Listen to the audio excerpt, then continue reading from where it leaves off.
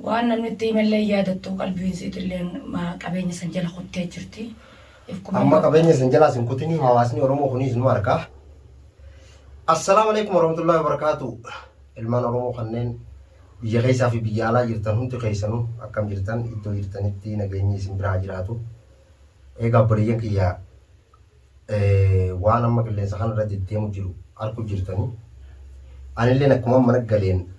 من خيان جرا فيديو اللي سيني مرة كم من جرو أكمل دبين كنا داسن قرتي دديما جرتوا اللي إسني تيمه channelini namarratti ol bahee gartee waan isinatti himatte isinittillee hime isilleen fuula keessan duratti dubbattu taniin fuula keessan dura gaafadhu ta viidiyoon tun boruuf ragaa akka taatuuf isinii ol beetun YouTube dasiitii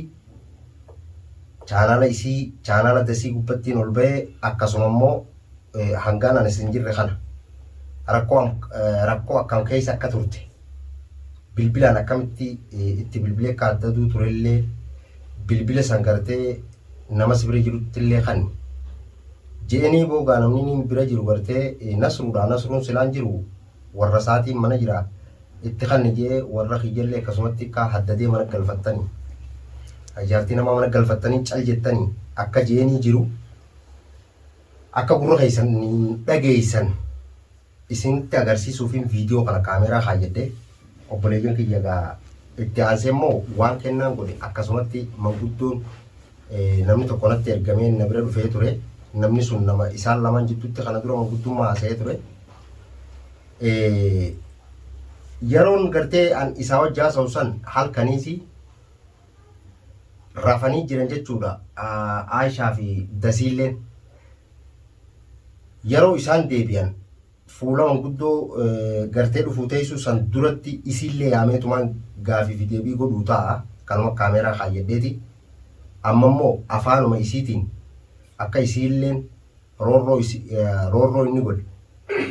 gurbaan sanillee kan manguddoo jee deemu maaliin akka dhufe maal akka isii godhe afaan isiin raawuu ni dhageessanii kanaafin kaameeraa kaayyadde dastu. السلام عليكم أمة هنيا أمة بلا أمة ورمو سلام تان تيجي تقولني رخاتة سنوندا خليها خلي تجرون دي سناجيسون سنينجا ولا إن كنا نهدودا نهددو ترى هددو ترى دو قال نسرو نسرون قا كم يسمى كم قبض سني قا مشاكل مشكولة برار رجرا قا ترى باري برايس جوادي برتس كته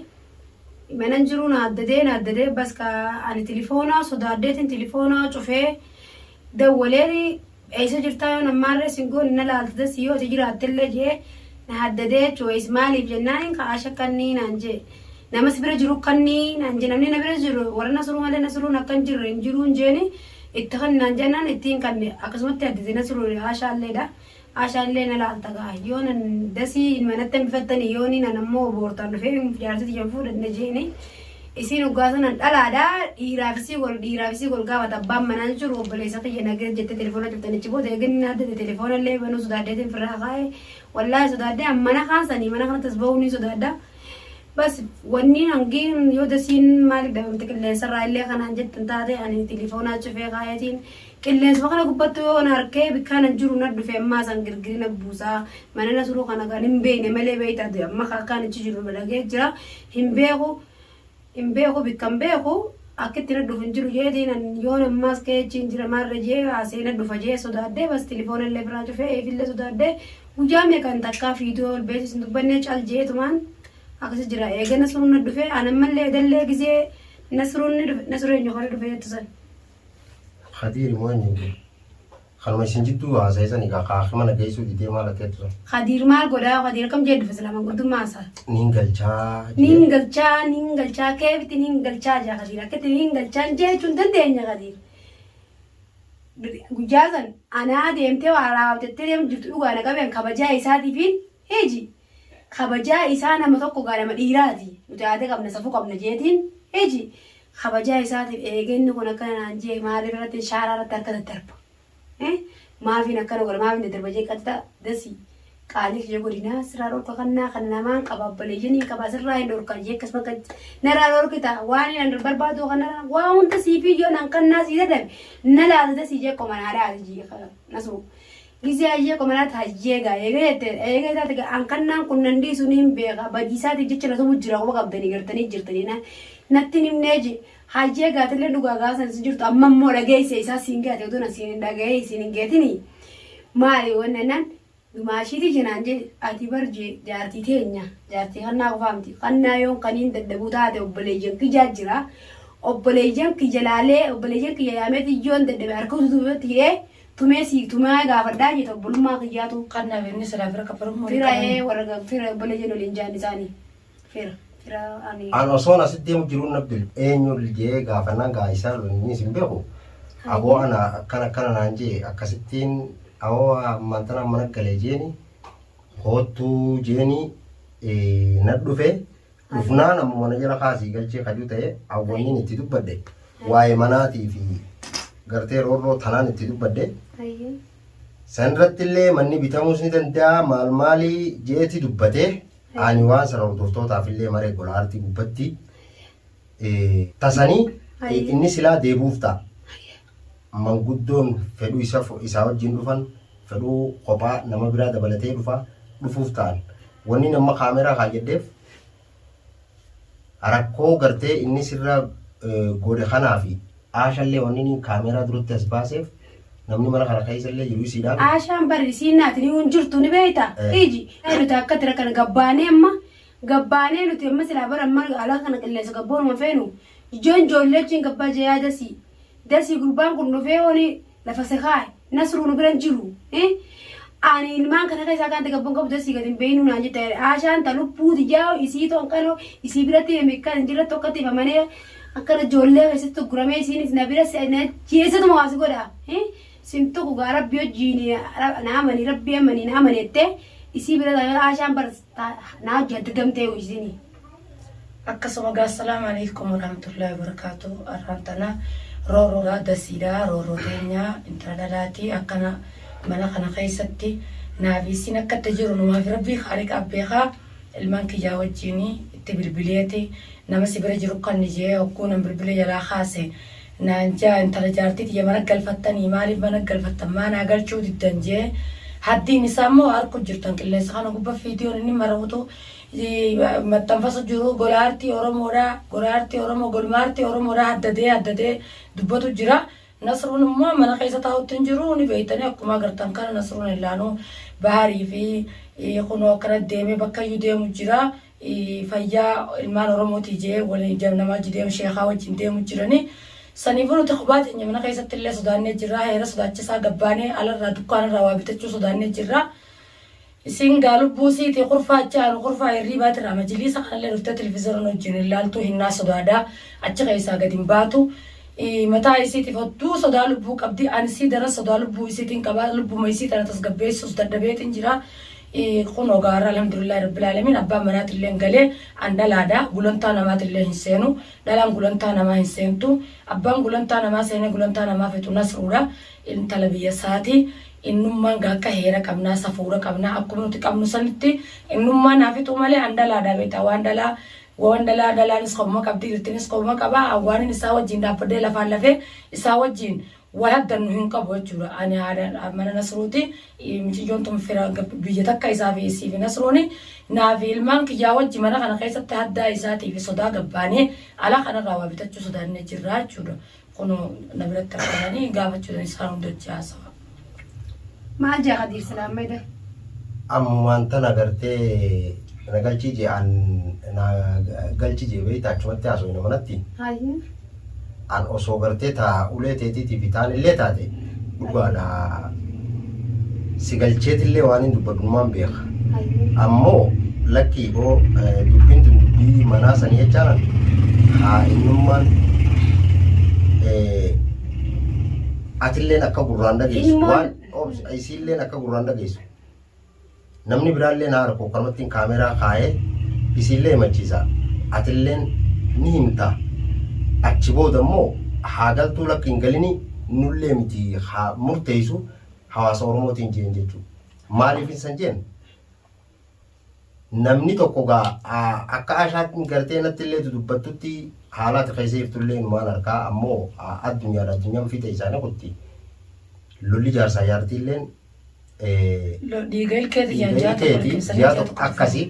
amma taniin irra guddaa gartee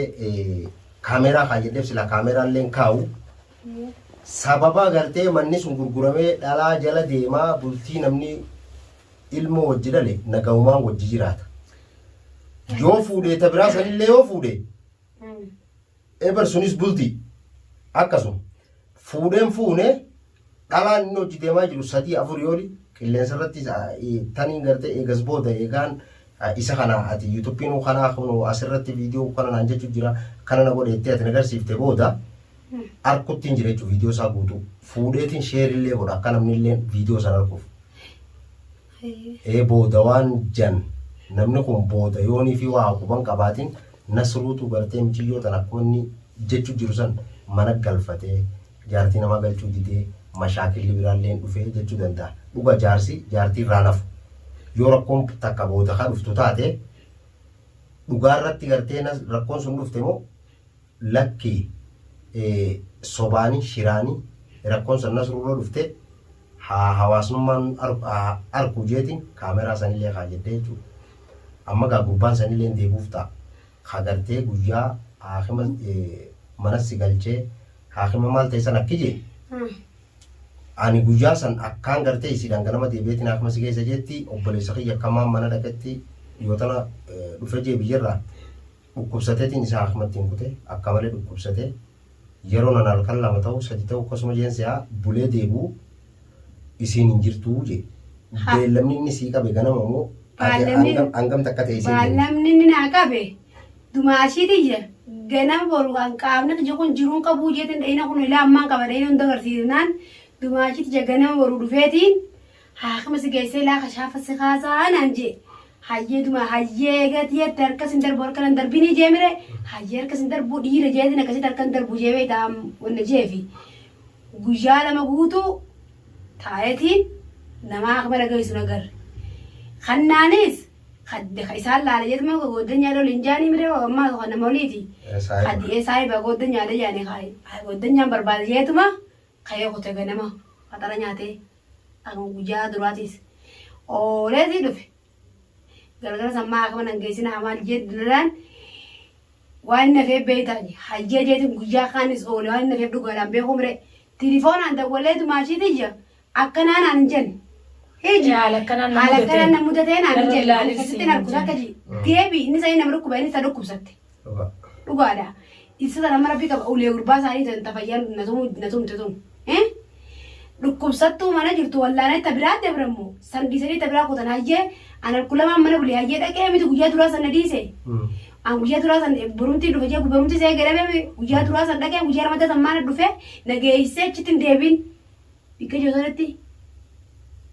caaluma jee kafiiti alagaan diinafiitii bikka jaamtanatti waan gurbaa isaa irra dalagu yoo taate malee ichumaan hafee amma booddee eega kannaan dasiin alabbaa dasiin deemteedhaan dhufee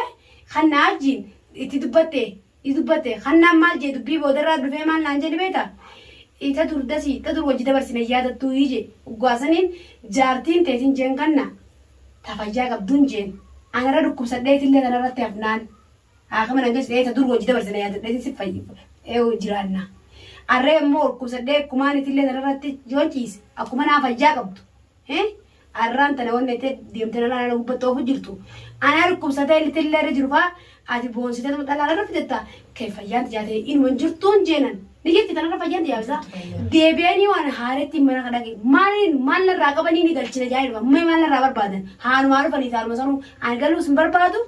isaas hin fadhu ani qabeenyi xiyyaa kana wala jeen sammuun jee takka kuno aashaan tun rakku jirta sin jirtu mana san keessa qabeen nyaata dhugaatu tun tolu tun jiru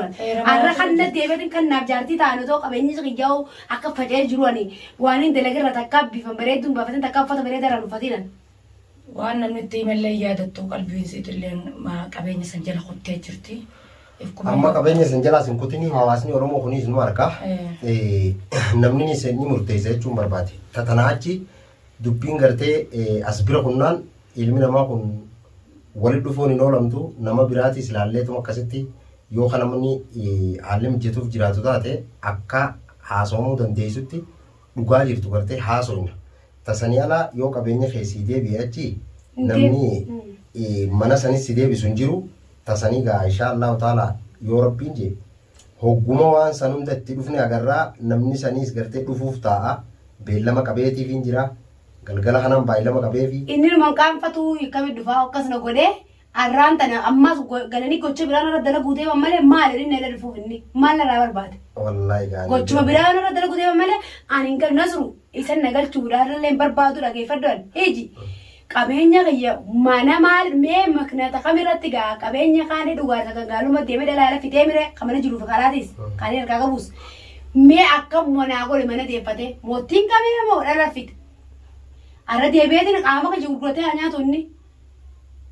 Egaa sammalee dhumattee jirti. Egaa. Akkana gaa hordoftoota keenya hundaafuu wanni niin jechuu barbaade ilmi namaa tokko murtii qabaa. Murtii tanaas ilmi namaatti hanga danda'utti ilma namaa kana jidduu dhaabbatee tumee rakkoon dhuftees rakkoo san furaa. Waa hunda ni nyaatan malee hin dubbatan jedhanii. Waan isiin keessa jirtuu fi akka gartee isiin mudachaa jirtus waa qilleensa kanarratti immoo dudubbachuullee hin fedhu. Maaliif yoo jettan asuma qaatiraa waliin bullaa nu hundinuu. Yeroo tanaan dalagaa irraa galee dadhabaadha xiyyaafuu laafeetiin jira. Yoon gartee haasawaa waan amma gartee isiin yaadaa jirtuu fi dubbachaa jirtu kan inni isin dubbaddu taate halkan edanaa asii qaatiraa waliin buluurra. Akkuma gartee tartiiba afaan kiyyaa keessaa bahetti hogguu isaan dhufan waan isaan jechuu ta'anii fi isiillee maal himachuu akka teessu yeroo san viidiyoo san irratti agartanii insha Allahu ta'ala gaa viidiyoo biraa viidiyoo itti aantuun hanga walitti deebinutti obboleeyyan kiyya an waan jira isinitti agarsiisuu fi isiillee waan isin keessa jiru daddii gurbaan san naddadaa jirullee akka agartan jechuufiin kaameraa kaayyadhee viidiyoo tana isinii maree anillee waan naan jechaa jiru viidiyoo isaa irratti ni agartanii obboleeyyan kiyya. Tanaaf hanga dhumaatti gaa waan na wajjin turtan hedduu galatoomaa viidiyoo itti aantu walitti deebinaa gamana suruutiin. Assalaamu alaikum warahmatullaahi wabarakaatuh hordoftoota.